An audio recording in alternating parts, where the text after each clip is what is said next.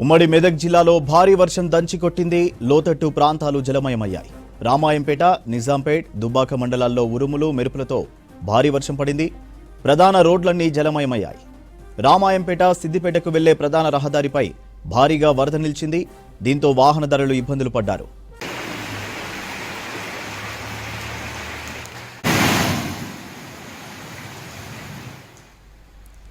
శివంపేట మండలం గూడూరు శివారులో పిడుగుపడి సత్యమ్మ అనే మహిళా రైతు మృతి చెందింది.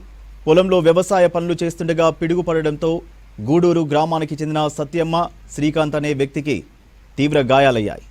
సత్యమ్మను నర్సాపూర్ ప్రభుత్వ ఆసుపత్రికి తరలిస్తుండగా మధ్యలో చనిపోయింది.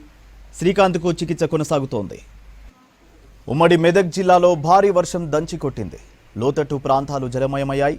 రామాయంపేట, నిజాంపేట్, దుబ్బాక మండలాల్లో ఉరుములు, మెరుపులతో భారీ వర్షం పడింది. ప్రధాన రోడ్లన్నీ జలమయమయ్యాయి.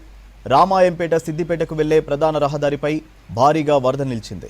దీంతో వాహనదారులు ఇబ్బందులు పడ్డారు.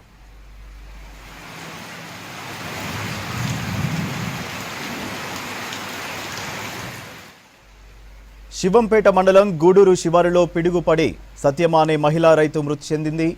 పొలంలో వ్యవసాయ పనులు చేస్తుండగా పిడుగు పడడంతో గూడూరు గ్రామానికి చెందిన సత్యమ్మ, శ్రీకాంత్ అనే వ్యక్తికి తీవ్ర గాయాలయ్యాయి. సత్యమ్మను నర్సాపూర్ ప్రభుత్వ ఆసుపత్రికి తరలిస్తుండగా మధ్యలో చనిపోయింది.